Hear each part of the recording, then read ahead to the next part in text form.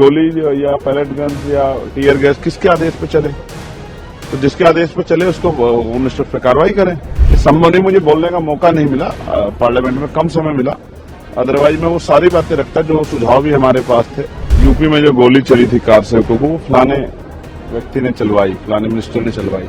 क्या उत्तर प्रदेश की राजनीति में एक ऐसा बड़ा भूचाल आने वाला है जो 2027 के चुनाव की पूरी तस्वीर बदल देगा? क्या सपा सुप्रीमो अखिलेश यादव और आसपा प्रमुख चंद्रशेखर आजाद हाथ मिलाने जा रहे हैं? यह सवाल हवा में यूं ही नहीं तैर रहा है। दिल्ली के सियासी गलियारों से लेकर लखनऊ की सड़कों तक यह खबर आग की तरह फैल रही है, क्योंकि देश की राजधानी दिल्ली में नगीना से सांसद चंद्रशेखर आजाद ने एक ऐसा बयान दे दिया है जिसने भारतीय जनता पार्टी के माथे पर चिंता की लकीरें खींच दी हैं। और तो और मायावती की बहुजन समाज पार्टी के खेमे में भी सन्नाटा पसार दिया है।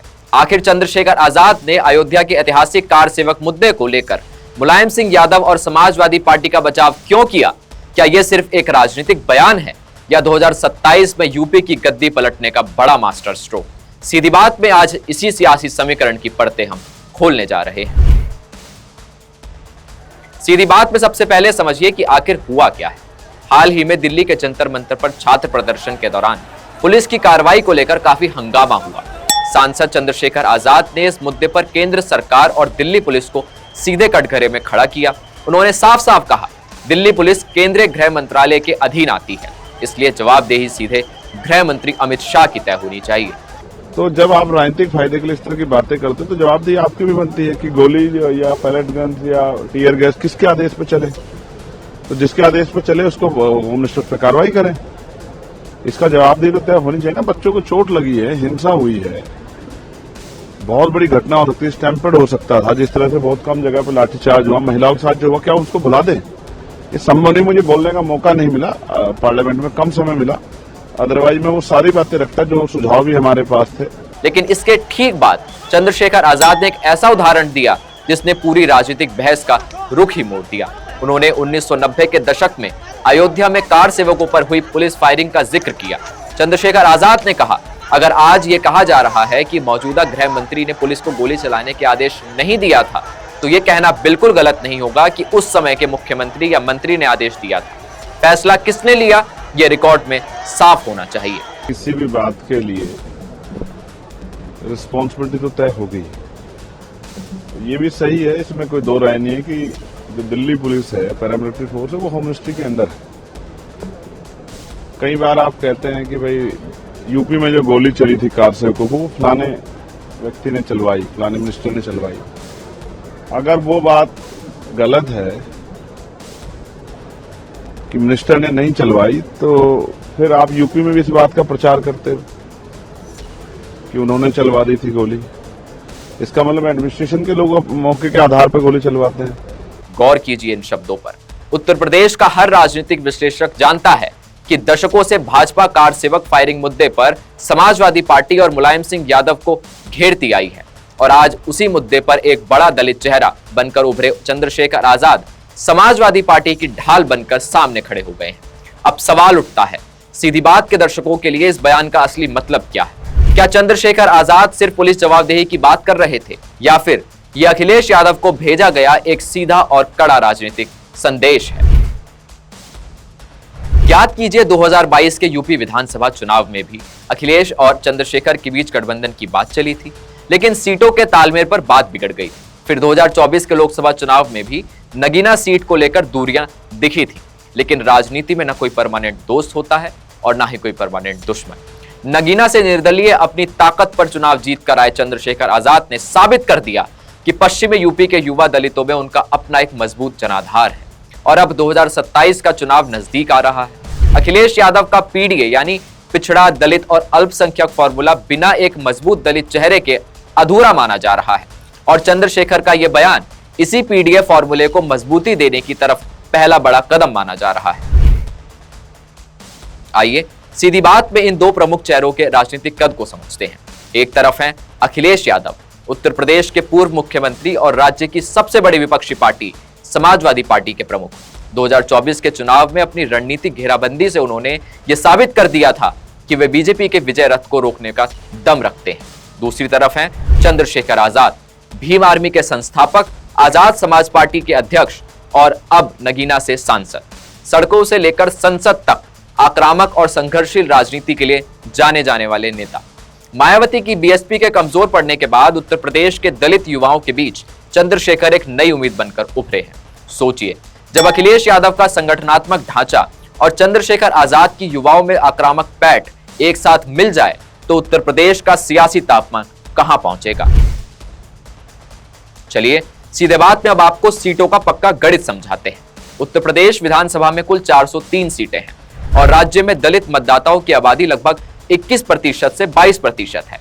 अब ध्यान से समझिए कि यह संभावित गठबंधन खेल कैसे बदलेगा। पहला क्षेत्र है पश्चिमी उत्तर प्रदेश का, जहां मेरठ, सहारनपुर, मुजफ्फरनगर, बिजनौर, नगीना, बुलंदशहर और गाजियाबाद जैसे जिलों में दलित और मुस्लिम आबादी का एक बहुत बड़ा ब्लॉक है। अकेले पश्चिमी यूपी में लगभग 50 से 60 विधानसभा सीटें ऐसी हैं जहां दलित और मुस्लिम वोट मिलकर किसी भी पार्टी की किस्मत तय करते हैं। अगर अखिलेश और चंद्रशेखर साथ आते हैं तो मुस्लिम, दलित, यादव का यह त्रिकोण बीजेपी के लिए सबसे बड़ी चुनौती बन सकता है। दूसरा क्षेत्र है रोहिलखंड और मध्य यूपी का, जिसमें बरेली, मुरादाबाद से लेकर लखनऊ के आसपास के इलाके शामिल हैं। यहाँ पर गैर जाटव दलित और पिछड़ा वर्ग निर्णायक भूमिका में रहता है। अगर 2024 लोकसभा चुनाव के आंकड़ों को देखें तो जहां जहां दलित और पिछड़ा वोट एक साथ आया वहां बीजेपी को काफी नुकसान उठाना पड़ा था।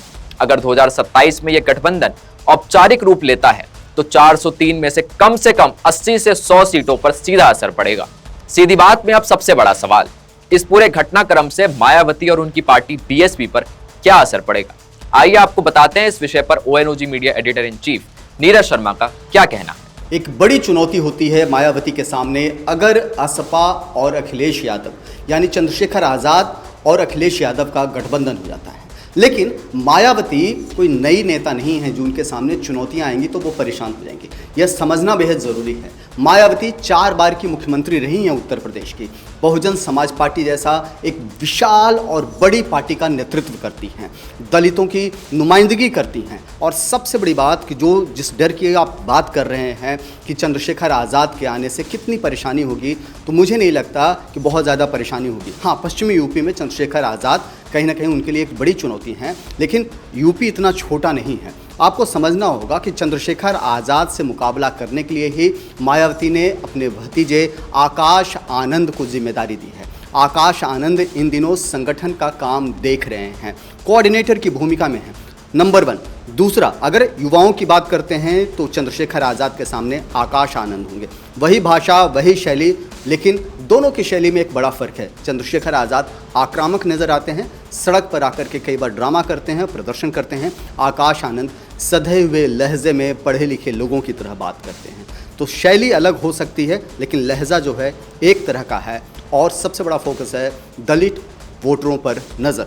अब जो जाटव वोटर्स हैं उनके लिए सबसे बड़ी बात है कि जो बहन जी हैं, जो मायावती हैं, वो इस बात को समझाने में बहुत हद तक सफल रही हैं अब तक कि दलितों की नुमाइंदगी वही करती आई हैं।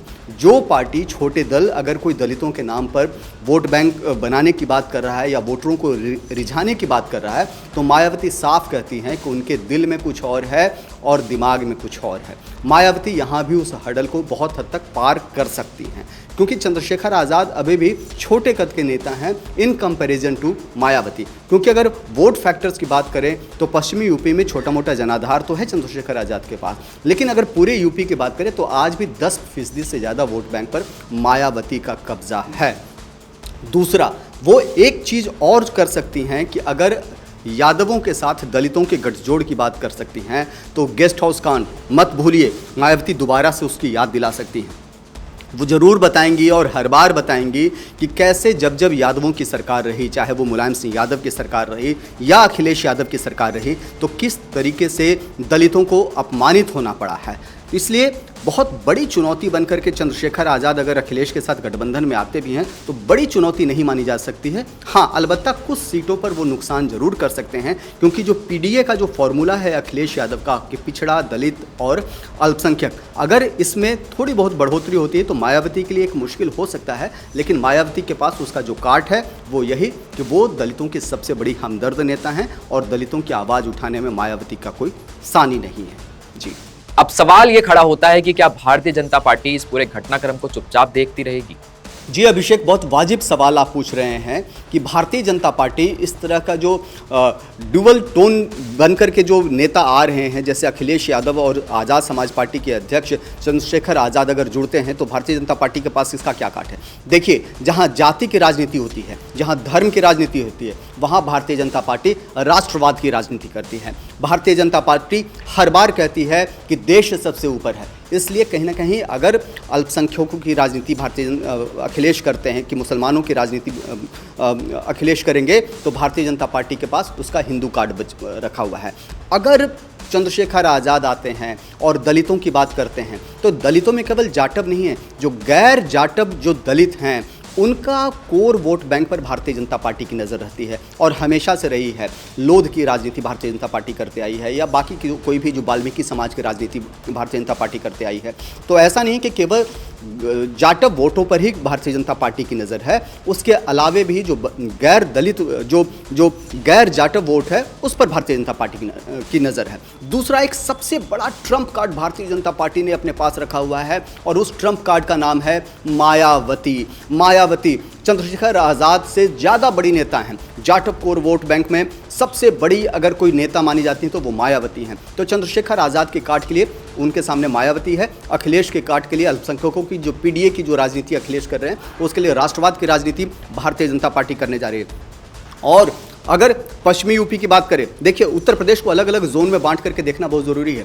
पश्चिमी यूपी की अगर हम बात करते हैं तो वहाँ अखिलेश और चंद्रशेखर आज़ाद का मुकाबला करने के लिए उनके पास राष्ट्रीय लोकदल है, जयंत चौधरी की पार्टी है, उस पर पैनी नज़र है, उनके साथ कोलैबोरेशन में है। दोनों पार्टियां जो है बीजेपी के साथ जो है जो रालोद का जो गठबंधन है, अभी केंद्र में मंत्री हैं। तो जाट हैं पश्चिमी यूपी के, और उनके पास चंद्रशेखर आज़ाद के पास जाटव है। तो जाटव को छोड़ दे तो जाट की राजनीति भारतीय जनता पार्टी वहां करने जा रही है, और मुसलमानों के बदले में जो किसानों की जो राजनीति रालोद के बहाने भारतीय जनता पार्टी करेगी, वो सबसे बड़ा काट है।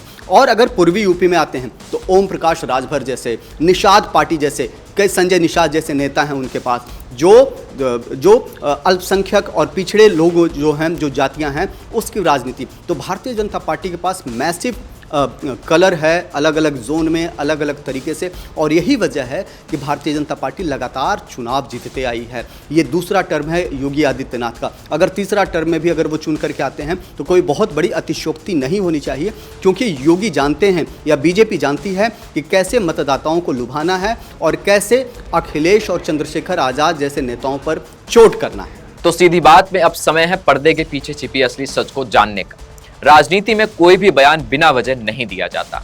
चंद्रशेखर आजाद का दिल्ली में खड़े होकर मुलायम सिंह यादव के दौर के कार सेवक मुद्दे पर सफाई देना कोई सहयोग नहीं है, ये एक सुनियोजित पॉलिटिकल ब्रिज बनाने की कोशिश है। चंद्रशेखर जानते हैं कि अकेले अपनी पार्टी के दम पर वे पूरे यूपी में 2027 का चुनाव नहीं जीत सकते, और अखिलेश यादव जानते हैं कि सिर्फ मुस्लिम और यादव वोट के भरोसे लखनऊ की सत्ता तक पहुंचना बहुत मुश्किल है। दोनों को एक दूसरे की जरूरत है।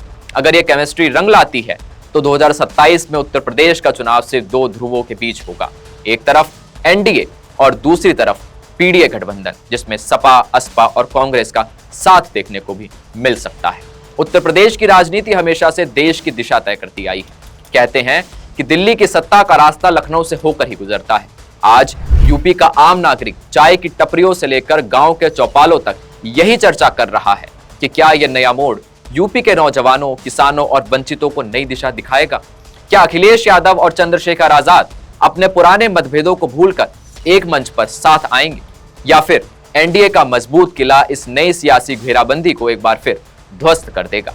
ये तो वक्त ही बताएगा। लेकिन आप क्या सोचते हैं? क्या 2027 के चुनाव में अखिलेश यादव और चंद्रशेखर आजाद को एक साथ आना चाहिए? क्या यह गठबंधन यूपी में कोई बड़ा फेरबदल कर पाएगा? अपनी राय नीचे कमेंट बॉक्स में लिख करके हमें जरूर बताइएगा। अगर आपको हमारा ये खास रिपोर्ट पसंद आया हो तो इस वीडियो को लाइक करें, शेयर करें, और देश प्रदेश की हर सच्ची और सटीक खबर के लिए हमारे चैनल को अभी सब्सक्राइब करें। देखते रहिए ONOG न्यूज। नमस्कार।